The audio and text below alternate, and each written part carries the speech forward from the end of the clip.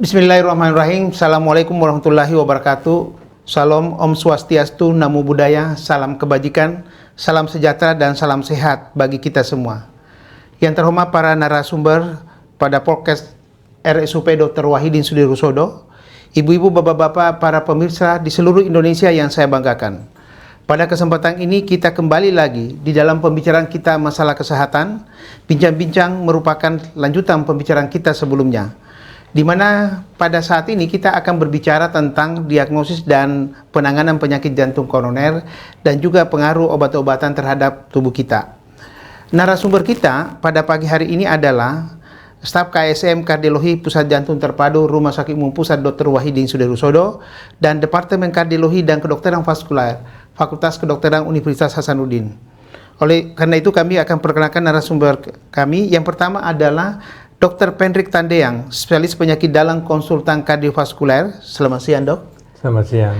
Yang kedua, Profesor Dr. Peter Kabo, PhD, spesialis farmakologi klinik, SPJP konsultan. Selamat siang, Prof. Siang. Dalam pembicaraan penyakit jantung ini memang sangat luas dan kompleks. Namun demikian pembicaraan kita ini akan terfokus kepada penyakit jantung koroner dan obat-obatan. Sebagaimana kita ketahui bahwa penyakit jantung koroner ini mempunyai angka yang cukup tinggi, dan tentu saja bahwa penanganan-penanganan yang diberikan di rumah sakit itu sangat kompleks. Oleh sebab itu melalui kesempatan ini saya akan bertanya kepada Dr. Pendrik dulu, apa sih yang dimaksud dengan penyakit jantung koroner tersebut? Ya. Selamat siang para pemirsa. Jadi terima kasih pada Dr. Alif. Kita tahu sebelum kita menjelaskan dulu apa itu penyakit jantung koroner, mungkin saya akan sampaikan dulu sebenarnya apa itu arteri atau pembuluh darah koroner. Dalam tubuh kita itu jantung itu memberikan suplai darah ke seluruh tubuh. Namun demikian, jantung pada waktu dia bekerja, dia membutuhkan juga oksigen dan nutrisi. Melalui mana? Yaitu melalui pembuluh darah koroner. Sehingga, kalau per definisi penyakit jantung koroner, itu adalah penyakit yang mengenai arteri koronaria. Berupa apa? Berupa ada penyempitan atau penyumbatan itu baik bersifat sebagian maupun seluruh daripada seluruh daripada lumen arteri koronaria, dan itu bisa mengenai cuma satu pembuluh darah ataupun lebih, sehingga per definisi kalau ada penyempitan daripada arteri koronaria, itulah kita sebut sebagai penyakit jantung koroner. Ya. Kalau kita lihat per definisi tadi, kira-kira orang-orang yang berpotensi bisa mendapatkan penyakit jantung koroner ini siapa-siapa saja kira-kira, Dok? Ya. Jadi kita sebut ada faktor risiko penyakit jantung koroner. Apa yang membuat seseorang itu beresiko tinggi mendapat penyakit jantung koroner? Salah satu ada yang kita sebut merokok. Misalnya orang-orang yang perokok mempunyai risiko lebih tinggi dibandingkan mereka yang tidak merokok. Demikian pula penyakit-penyakit yang ada menjadi penyakit dasar seperti orang hipertensi, diabetes mellitus, penyakit diabetes, penyakit-penyakit obesitas atau obesitas berat badan yang berlebihan, orang-orang dengan dislipidemia, artinya yang kadar kolesterolnya tinggi, itu juga memicu atau mempermudah seseorang menderita penyakit jantung koroner. Iya, tadi sudah kita lihat salah satu tadi contoh rokok.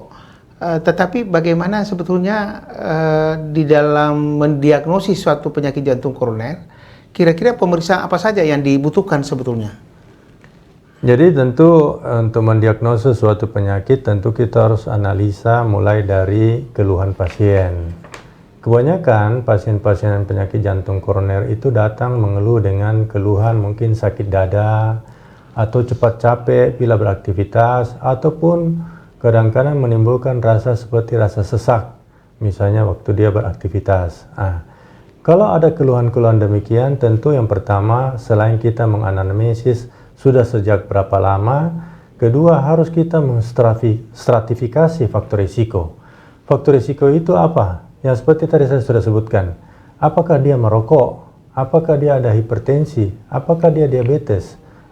Semua faktor-faktor risiko itu kita stratifikasi, kemudian kita anamnesa bahwa kejadian itu bagaimana. Apakah kejadian itu berhubungan dengan aktivitas fisik atau tidak. Kalau semua itu kita sudah mencurigai, makanya kita lakukan pemeriksaan.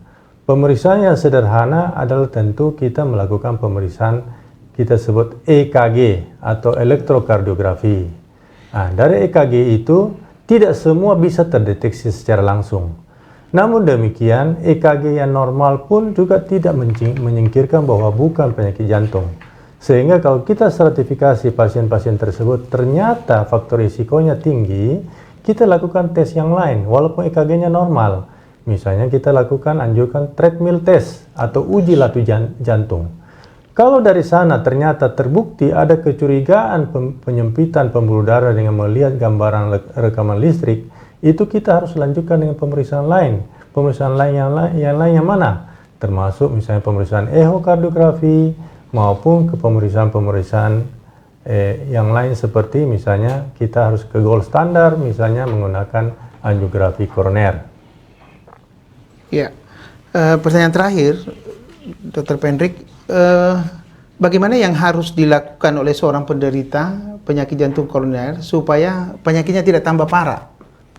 Ya, jadi semua itu tentu tadi kembali kepada faktor risiko. Kalau dia mempunyai penyakit-penyakit dasar, sehingga kita sudah bisa tahu bahwa dia memang penderita diabetes maupun hipertensi, ataupun dia sementara melakukan kegiatan sering melakukan merokok, itu semua harus dihindari.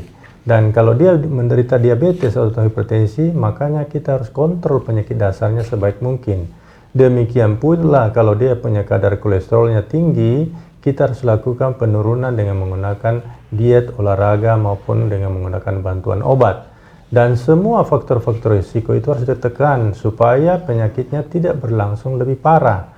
Minimal tidak menambah menjadi komplikasi yang lebih berbahaya.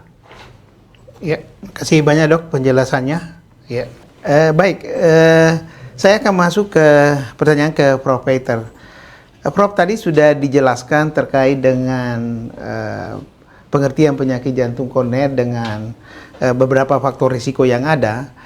Kira-kira bagaimana trik pengobatan pada penyakit jantung koroner ini, Prof? Ya, jadi seperti tadi Dr. Pendrik sudah terangkan bahwa penyakit jantung koroner itu adalah karena adanya penyempitan di pembuluh darah koroner sehingga terjadilah perlambatan aliran darah. Padahal aliran darah membawa oksigen dan sebagainya untuk menyuplai itu otot. Dan otot kita itu perlu sekali oksigen dan sebagainya, sehingga timbullah semua itu gejala-gejala seperti sakit, sesak, berdebar, sampai bisa berakhir dengan kematian, mati mendadak. Jadi prinsip pengobatan adalah melancarkan itu peredaran darah dengan beberapa obat, sepertinya melebarkan pembuluh darah, memberikan obat yang mengencirkan darah, dan juga sebagian kalau tekanan darah tinggi memberikan obat tekanan darah, obat kolesterol dan sebagainya. Itu faktor-faktor risiko kita cegah. Ya. Kemudian ada mitos yang ada berkembang di masyarakat, Prof, ini bahwa dikatakan bahwa banyak minum obat itu bisa merusak ginjal. Bagaimana pendapatnya, Prof? Iya, betul. Kalau kita banyak minum obat pasti karena kita punya ginjal akan mengeluarkan semua itu obat-obat. Tapi saya kira semua dokter tahu bahwa ada dosisnya, kan di buku sudah jelas dosisnya sekian dan sebagainya. Dari obat-obat jantung sepertinya jarang yang ada obat yang bisa merusak ginjal, yang bisa mempengaruhi lambung ada, liver ada, menurunkan tensi ada. Tapi untuk merusak ginjal kecuali mungkin dosisnya terlalu tinggi, tapi saya kira itu jarang terjadi. Dan yang perlu kita perhatikan adalah ini pembuluh darah koroner itu kalau timbul itu ada hubungan selain dengan faktor risiko seperti tadi Dr. Pendrik terangkan. Yang faktor risiko yang paling utama adalah umur. Itu kan proses penuaan. Jadi kalau di jantung pembuluh darahnya menua, mengeras, menyempit, biasanya di ginjal juga ada. Jadi kadang-kadang juga ada penyakit ginjal juga menyertainya, dikira obatnya. Tapi saya kira untuk obat-obat jantung koroner itu kecuali dosis tinggi, biasanya pengguna yang biasa jarang merusak ginjal. Iya, Bro. Kemudian juga begini, Prof. Ya.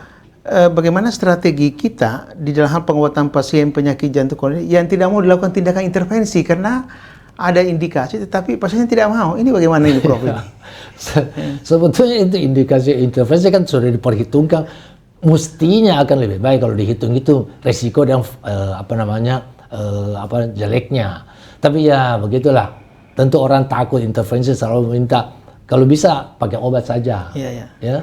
Jadi saya kira kalau dengan tidak mau, ya seperti tadi Dr. Peri terangkan, itu kan faktor risiko kita jaga. Toh? Jadi jangan stres, makan jangan banyak, olahraga ringan, kemudian obat-obat dimakan dengan teratur. Ya saya kira artinya hasilnya juga mirip-mirip lah. Tidak jauh. Okay. Walaupun sudah dilakukan tindakan, kalau tidak jaga faktor risiko kan bisa juga kena kembali. Berarti artinya faktor risiko koroner ini perlu kita kendalikan ya. Kemudian berbagai obat-obat di dalam penyakit jantung koroner, antara lain ada obat pengencer darah, ada obat-obat tekanan darah, obat kolesterol. Ini bagaimana sebetulnya pengaruhnya, Prof, ini terhadap penyakit jantung ini? Ya, jadi namanya obat itu tentu tidak sempurna. Semua obat walaupun baik, tapi tetap ada efek sampingnya. Jadi seperti obat-obat yang mengelebarkan pembuluh darah yang namanya nitrat atau yang taruh di bawah lidah itu kalau ada orang tidak cocok, tensinya bisa turun, bisa sakit kepala. Obat pengencer darah sebetulnya bagus sekali karena kalau terjadi perlambatan aliran selalu terjadi pembekuan atau penggumpalan. Tetapi kalau ada sebagian orang juga tidak cocok, bisa ganggu lambung. Jadi tetap kita berikan, kalau dalam 100 orang pasti ada 2-3 orang tidak cocok. Ya, kalau umpamanya tidak cocok, terpaksa ganggu lambung, terpaksa kita berikan obat lambung. Kalau sampai sudah berak darah dan sebagainya, ya terpaksa kita stop, kita gantian lebih tidak ganggu lambung. Obat kolesterol pun demikian. Ada orang tidak cocok, susah tidur dan sebagainya, sakit seluruh badan. Tapi itu kan biasanya cuma 2-3%. Kita ganti obat kolesterol yang lain dan sebagainya. Iya, Prof. Yang terakhir, Prof, ini seringkali yang ditakutkan masyarakat itu orang yang kena serangan jantung, Prof. Ini kira-kira bagaimana, Prof, ini di dalam pencegahannya ini? Ya, pencegahan yang tetap kembali lagi ke faktor risiko. Jadi kalau sudah ada penyempitan, tentu kita pertahankan, jangan dia tiba-tiba terjadi penyempitan yang keras sampai untuk total. Ya, itu faktor risikonya biasanya kan emosi, stres, itu mengeluarkan adrenalin sehingga pembuluh darah kontraksi, atau makan terlalu kenyang sehingga jantung kontraksi terlalu cepat, olahraga terlalu kuat dan sebagainya. Jadi yang begitu-begitu mesti dicegah. Kemudian kalau betul-betul terjadi serangan, ada obat untuk langsung bisa melebarkan pembuluh darah yang kita sebut nitrat. Biasanya dokter jantung akan berikan sama pasien, dipakai untuk pencegahan saja, tidak rutin. Kalau umpamanya terjadi sakit dada yang tiba-tiba yang sangat keras, taruh di bawah lidah. Saya kira biasanya pasien yang penyakit jantung koroner sudah diberitahu, sudah diajarkan. Ya, makasih banyak, Prof, atas penjelasannya. Jadi kalau kita lihat memang penyakit jantung koroner, kalau kita lihat di rumah sakit memang angkanya makin meningkat, sehingga dengan demikian dari hasil apalagi jawaban-jawaban tadi bahwa memang faktor risiko koroner ini cukup menentukan, dan kita tahu bahwa faktor risiko koroner ini sebetulnya ada dua.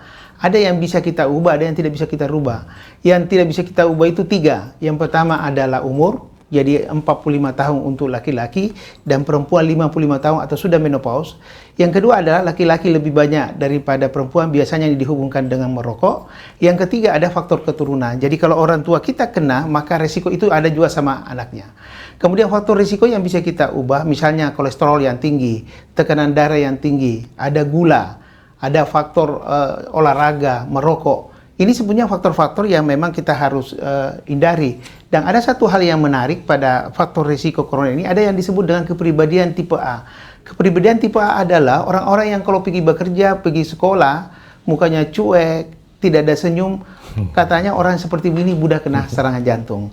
Oleh sebab itu, ibu-ibu bapak sekalian, bahwa apa yang dikemukakan tadi kedua narasumber kita ini sangat penting sekali di dalam implementasi kita di lapangan, dan kami mengharapkan bahwa pencegahan itu lebih bagus daripada pengobatan.